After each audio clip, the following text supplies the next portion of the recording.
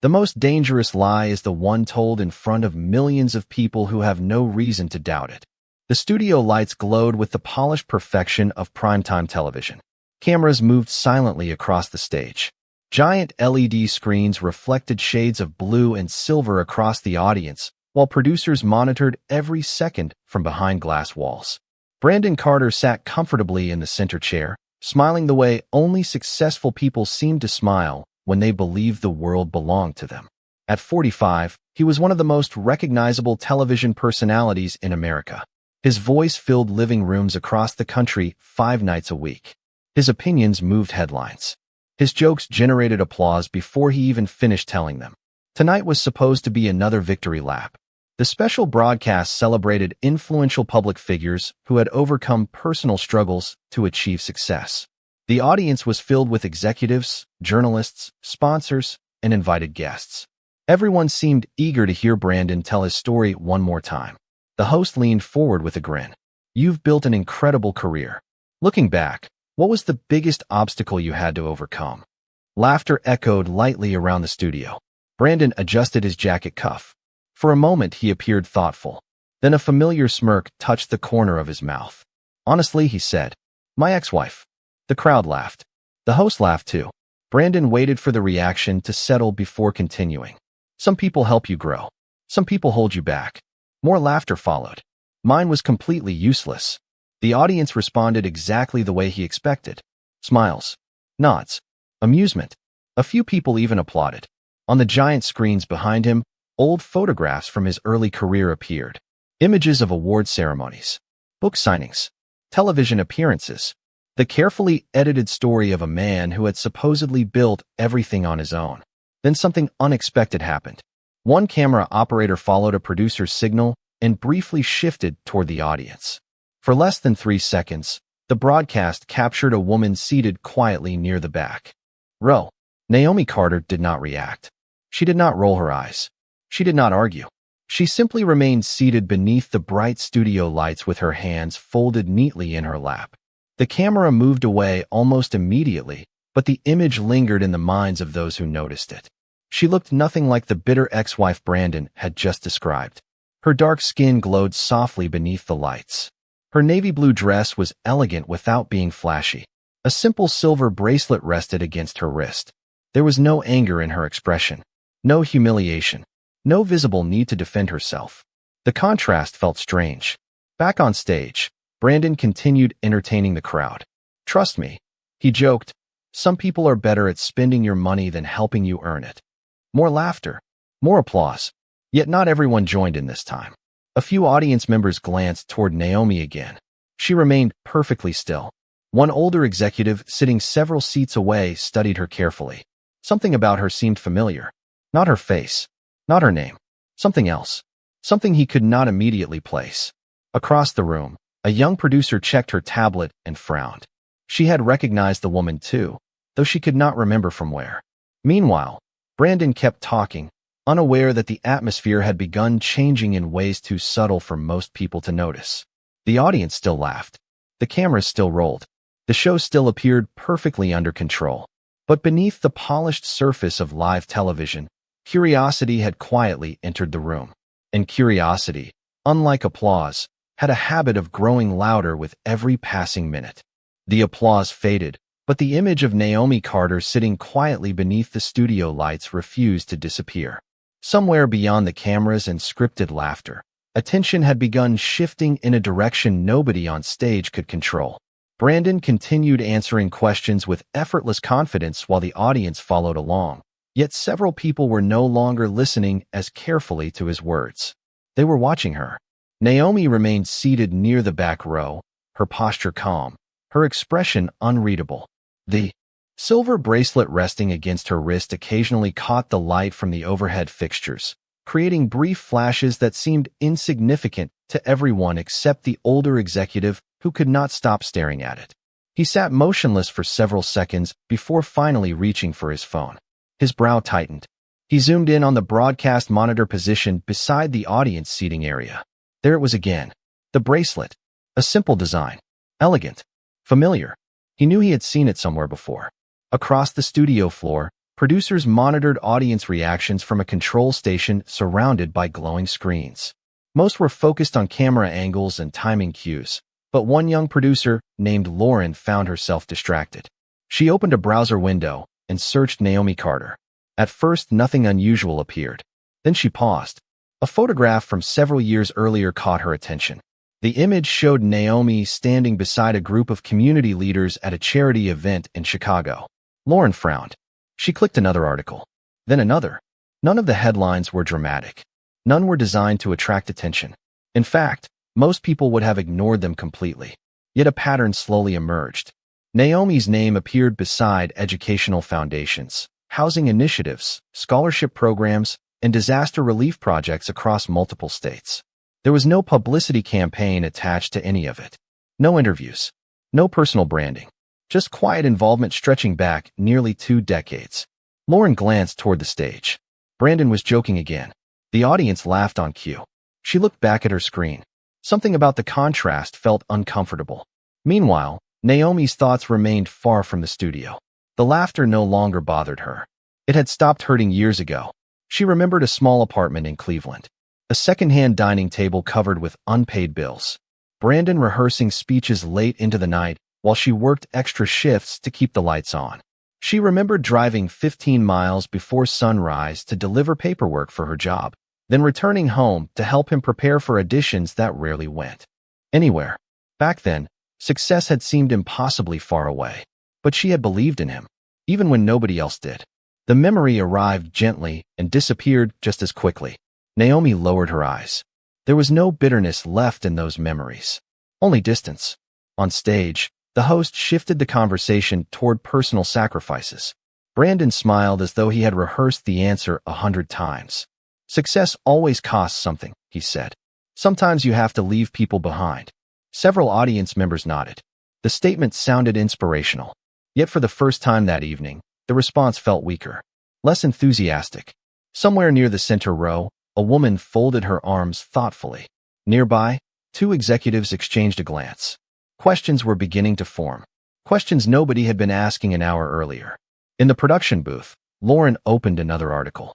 This time her eyes widened. She sat forward in her chair and reread the paragraph twice. Then she looked directly at Naomi through the studio glass. The woman sitting quietly in the audience was not becoming more mysterious. She was becoming more important. And the deeper Lauren searched, the harder it became to understand why Brandon had wanted the world to laugh at her. By the time the commercial break arrived, the atmosphere inside the studio had shifted in a way that could not be measured by ratings, screens, or production schedules. Nothing obvious had happened. Nobody had confronted Brandon. Nobody had challenged a single word he had said. Yet certainty was slowly leaking out of the room. Lauren sat in front of her monitor, scrolling through article after article. The deeper she searched, the stranger the story became. Naomi Carter's name appeared in places that powerful people rarely visited. Scholarship programs in rural communities. Emergency housing projects after hurricanes. Youth mentoring initiatives. Food security partnerships.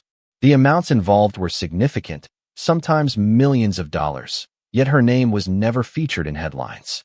She was always listed near the bottom of reports, almost hidden from view. Lauren opened another document and froze.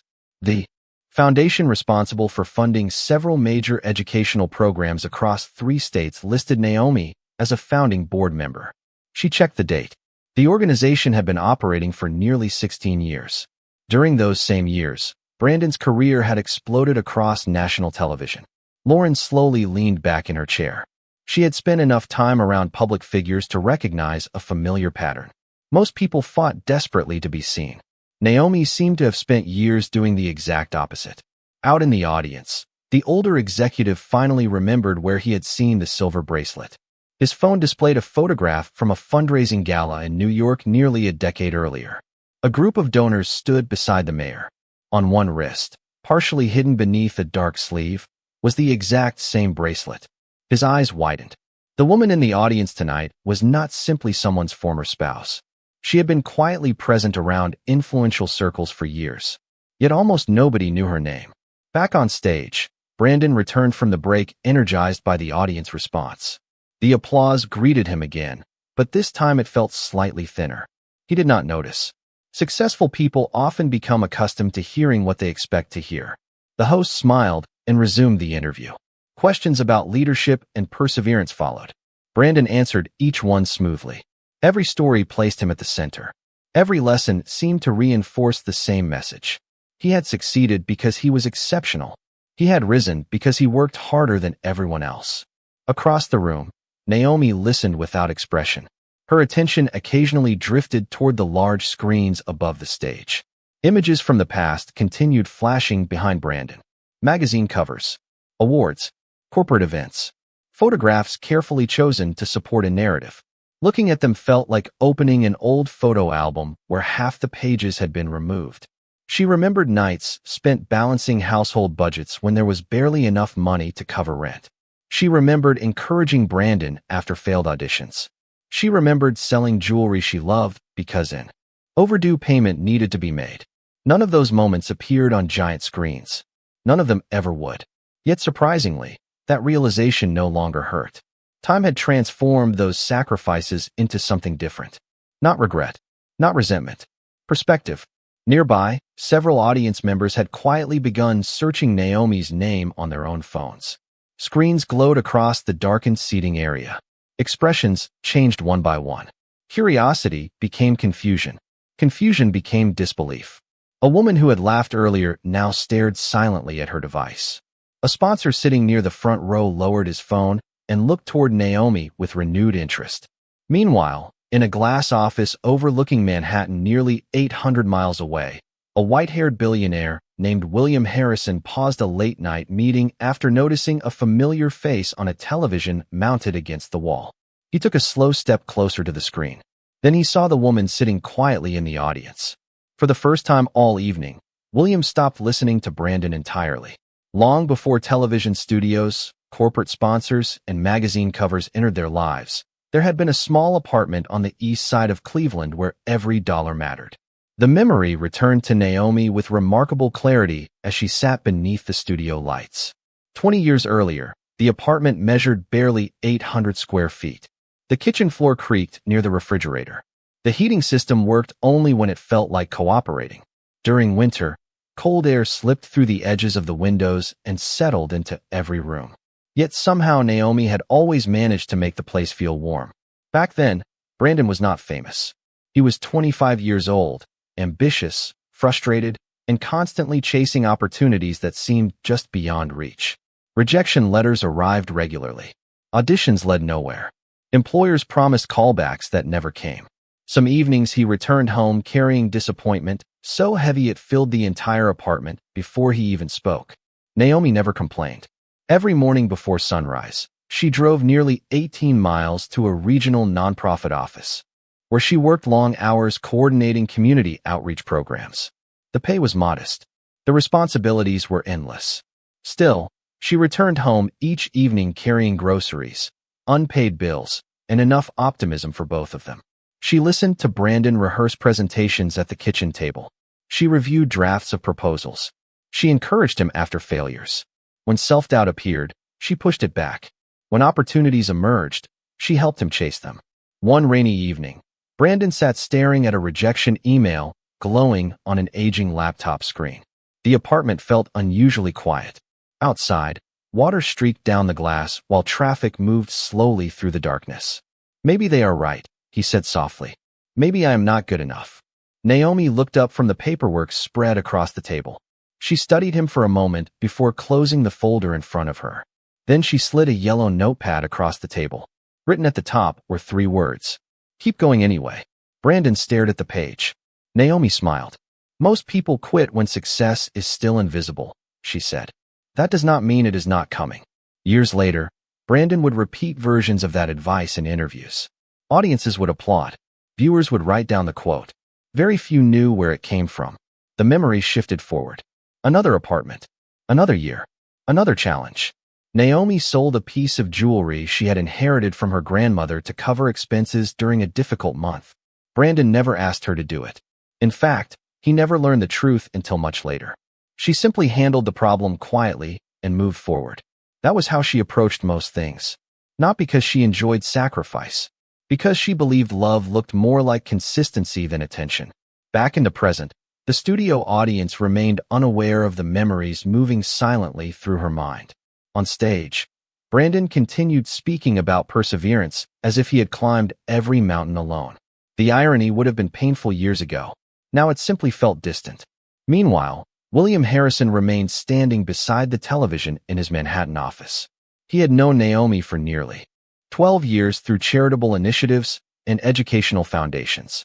He knew the names of governors who respected her, business leaders who trusted her, community organizations that depended on her guidance. Listening to Brandon describe her as useless felt almost surreal. William reached for his phone. "Cancel the rest of tonight's meetings," he told his assistant. There was a brief silence on the line. "All of them?" she asked. William kept his eyes on the screen. "Every single one." Then he ended the call. Hundreds of miles away, beneath the bright studio lights, Naomi sat quietly while millions of viewers continued hearing only half of a story that was becoming harder and harder to believe. William Harrison rarely changed his schedule for anyone. Over the previous 3 decades, the $60 billion empire he built had conditioned entire industries to adjust around him, not the other way around. Yet as the television broadcast continued playing across the wall-sized screen in his Manhattan office, he canceled every remaining appointment without hesitation. Outside the floor-to-ceiling windows, the city shimmered beneath thousands of lights. Inside, silence settled across the executive suite. William stood with one hand resting against the back of a leather chair, his attention fixed entirely on the woman sitting quietly in the studio audience hundreds of miles away. He had first met Naomi Carter 12 years earlier at an education summit in St. Louis. Most attendees arrived with prepared speeches, media teams, and carefully managed publicity plans. Naomi arrived carrying a worn notebook filled with handwritten ideas from teachers, parents, and local volunteers. While executives discussed branding opportunities, she discussed children who needed books. While politicians debated headlines, she focused on solutions. By the end of the conference, William had realized something unusual. Naomi possessed the rare ability to influence powerful people without ever seeking power for herself.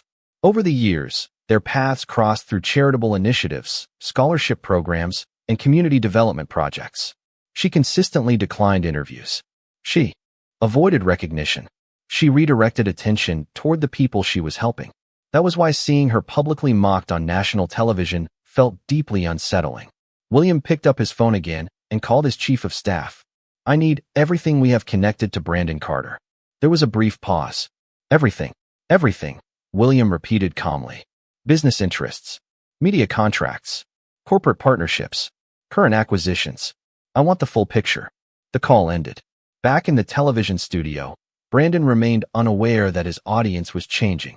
The people seated before him still looked attentive, but the energy felt different now. Questions lingered behind their expressions. During another segment, the host invited him to discuss the people who contributed to his success. Brandon smiled confidently. He thanked executives, mentors, producers, investors, industry leaders. The list continued for nearly 2 minutes. One name never appeared. Naomi listened without reacting. She had long ago accepted that some people rewrite history because the truth makes them uncomfortable. Nearby, Lauren continued reviewing documents on her monitor.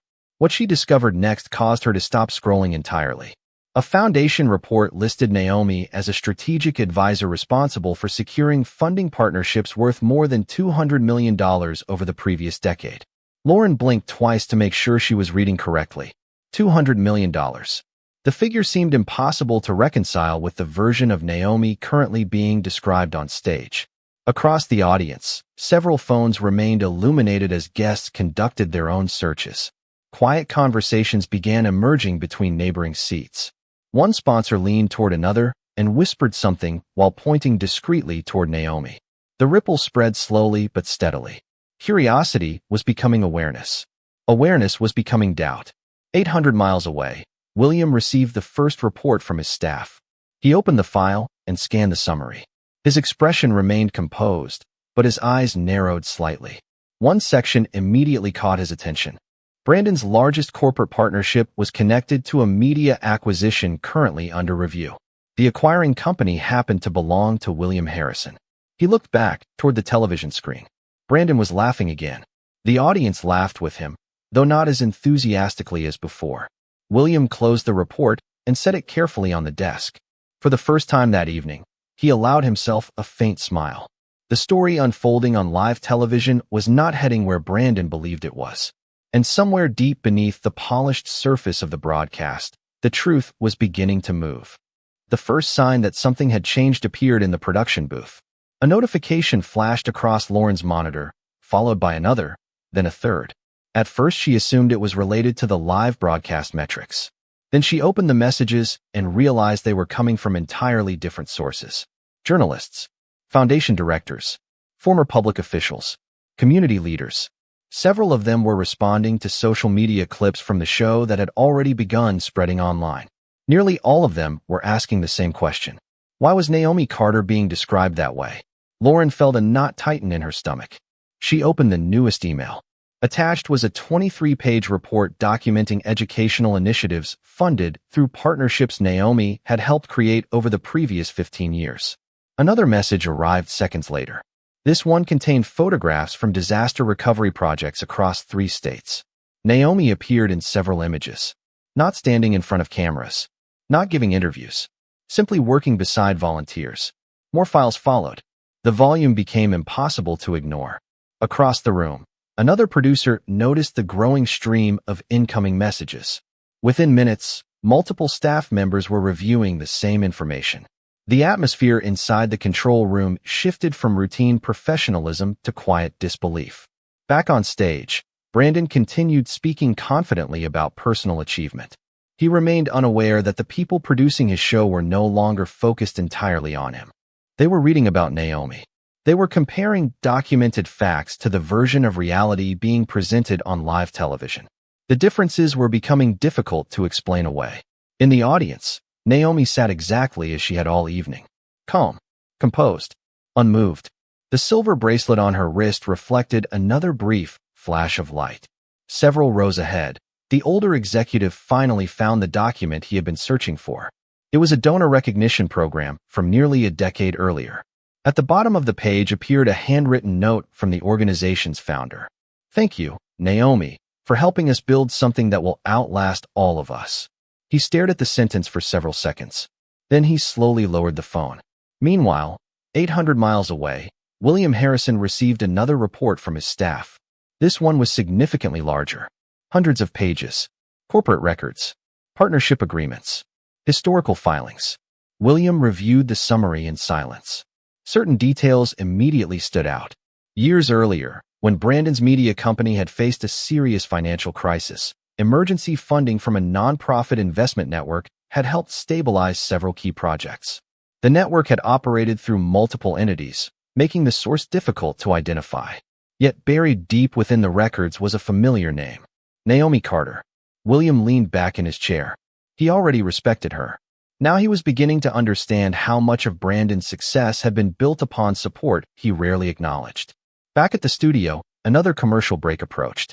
Producers moved quickly through final preparations. But behind the scenes, conversations no longer revolved around ratings or advertising schedules. They revolved around Naomi. One senior producer entered the control room carrying a printed folder that had just arrived from an outside legal consultant. He placed it on the table without speaking. Lauren opened the first page. Her eyes widened instantly. Several others leaned closer. The room fell silent. The document contained verified records connected to the earliest years of Brandon's career. Contracts, correspondence, financial support agreements, contributions that had never been publicly discussed. For a long moment, nobody spoke. Outside the booth windows, the audience waited for the next segment to begin. The cameras remained ready. The lights remained bright. The show appeared unchanged. Yet behind the scenes, the foundation of a carefully constructed story was beginning to crack.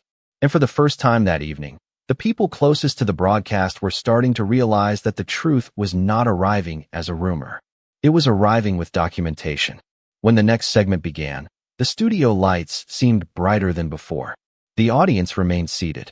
The cameras continued moving along their programmed paths.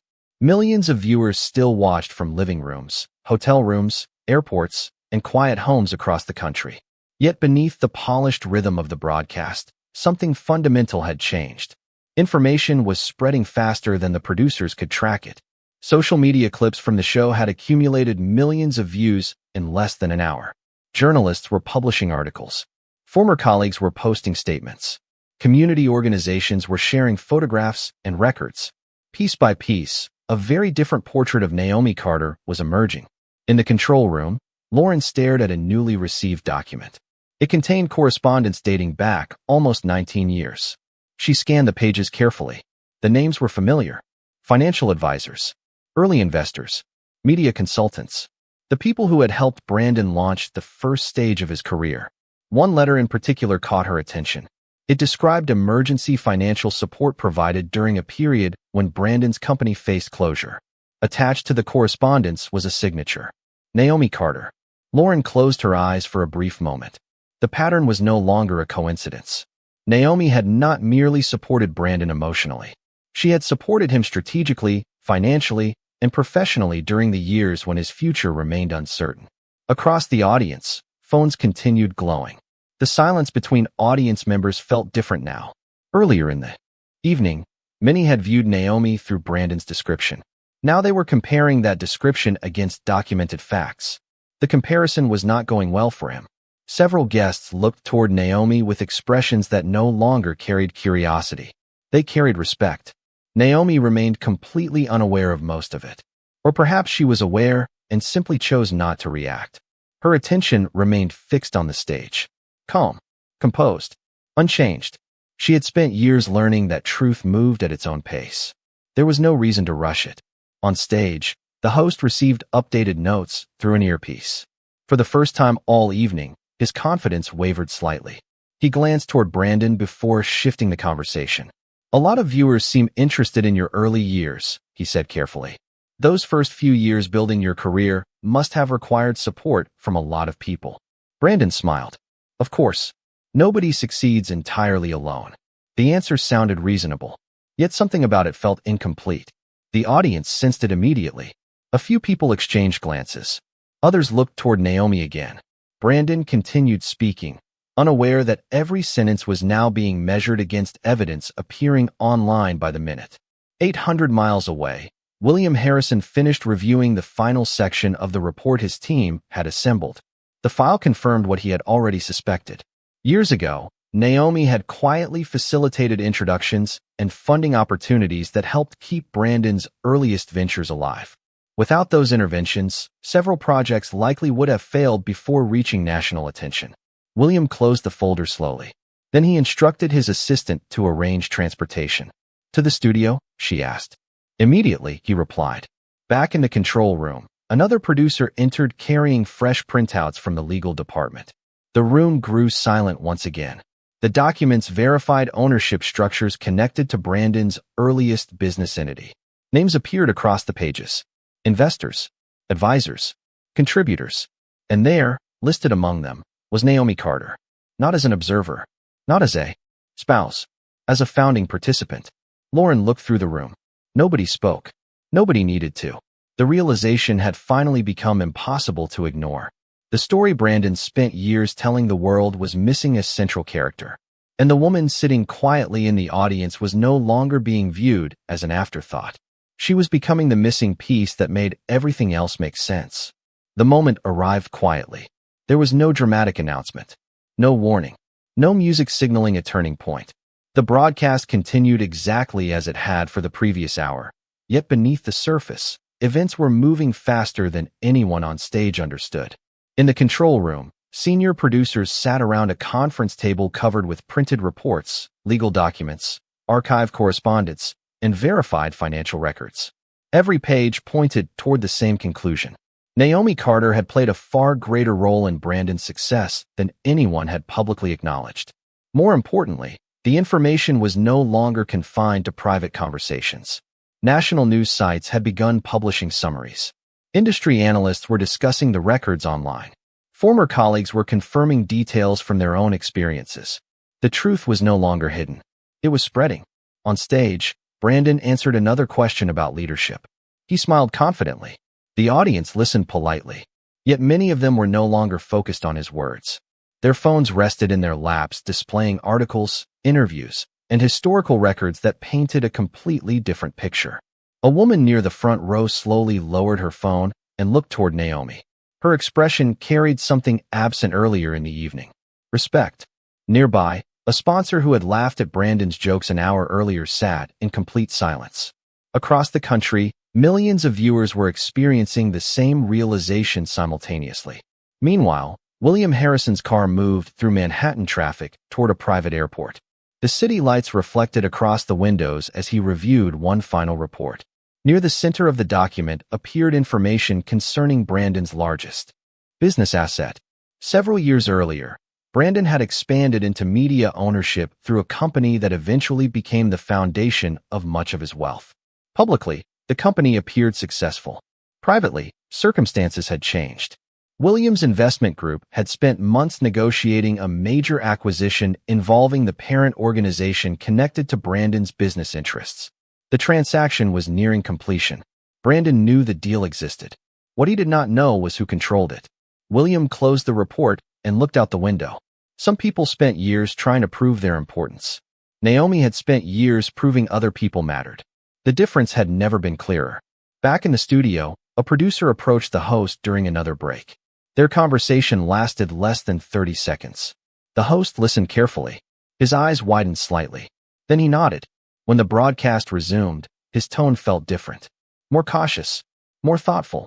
Success often involves people whose contributions remain unseen, he said. Would you agree with that? Brandon laughed lightly. Of course. But eventually results speak for themselves. The answer lingered in the air longer than expected. Somewhere in the audience, someone quietly shook their head. Several others exchanged knowing glances. The room was no longer reacting to Brandon's version of events. It was measuring those events against documented reality. Then another update arrived in the control room. The acquisition Williams' company had been negotiating was officially finalized.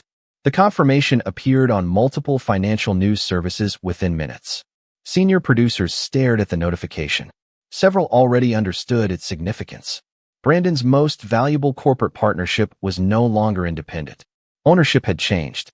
Authority had changed. The balance of power had changed. Out in the audience, Naomi remained exactly as she had been all evening. Calm, patient, unmoved by praise, unmoved by criticism. She had spent years building a life that did not depend on public approval. That quiet confidence now seemed more powerful than any speech delivered on stage. Around her, the atmosphere continued shifting. The laughter had disappeared completely. The assumptions that filled the studio at the beginning of the evening had collapsed one after another. What remained was a growing awareness that the story everyone thought they knew had never been complete. And somewhere above the city, carrying years of knowledge and a truth no longer willing to remain hidden, William Harrison was already on his way. The final minutes of the broadcast unfolded with a tension that nobody could ignore. The audience remained silent. The cameras continued recording. Yet the confidence that had carried the evening from the beginning was gone. News alerts continued appearing across phones throughout the studio. Articles multiplied. Verified records circulated. Public opinion shifted in real time. For years, Brandon had controlled the narrative. Tonight, facts were doing the talking instead. The host glanced toward the production booth and received a subtle nod. Then he turned back to the stage. His voice remained professional, but there was a new weight behind it. Before we conclude tonight, there is one final development our viewers should be aware of. The room grew even quieter. Brandon adjusted his posture. For the first time all evening, uncertainty appeared in his eyes. The host continued. Multiple reports confirmed tonight have highlighted the significant role Naomi Carter played during the earliest and most difficult years of several successful ventures connected to your career. Nobody moved. Nobody interrupted. The silence itself became part of the moment. Brandon attempted a smile. Well, people contribute in different ways. The answer landed weakly. Around the audience, expressions remained unchanged. Too much information had already surfaced. Too many facts had already been verified. The host lowered the card in his hand. There is also confirmation that the acquisition involving your largest media partnership was finalized this evening. Brandon blinked. Several people in the audience already knew what was coming. Others quickly checked their phones. The details were everywhere now. Ownership had changed. Leadership had changed. The business landscape he relied upon had changed. Not because someone attacked him, not because anyone sought revenge, because circumstances had moved forward without asking his permission. Then the rear doors of the studio opened. Heads turned instinctively. William Harrison entered quietly. No dramatic introduction followed. No security entourage rushed ahead. He simply walked through the aisle with the calm confidence of a man who never needed attention to prove authority. A few audience members recognized him immediately. Others recognized him moments later. The reaction spread through the room like a wave. William approached Naomi's row and stopped beside her seat. For a brief moment, neither spoke. Then he offered a warm smile. "Good evening, Naomi." She returned the smile. "Good evening, William." The exchange lasted only seconds, yet it revealed more than any speech could have. Respect, friendship, history, trust. The audience understood immediately. Brandon stared from the stage, suddenly realizing how much of Naomi's life existed beyond his understanding. How many people knew her? How many people respected her? How many accomplishments she had quietly built while never asking for recognition? William extended his hand. Naomi accepted it and rose gracefully from her seat. No applause was requested, yet it came anyway, softly at first, then steadily. Not for wealth, not for influence, for dignity. Naomi looked toward the stage one final time. Her expression held no anger, no triumph, no desire to embarrass anyone, only peace. Brandon opened his mouth as though searching for something to say. An explanation, a defense, an argument. None arrived. The truth had already spoken more clearly than words ever could. Naomi adjusted the silver bracelet on her wrist and turned toward the exit beside William. Together they walked through the aisle beneath the studio lights. The audience watched them go. Nobody laughed anymore. Nobody whispered. They simply watched. Near the doorway, Naomi paused briefly and glanced back across the room. "The people who matter never needed me to prove my worth," she said gently. Then she continued walking. Moments later, the doors closed behind her. The studio remained silent. Brandon had not been defeated by an enemy. He had been confronted by reality. And Naomi had not won him back. She had won something far greater. She had won herself.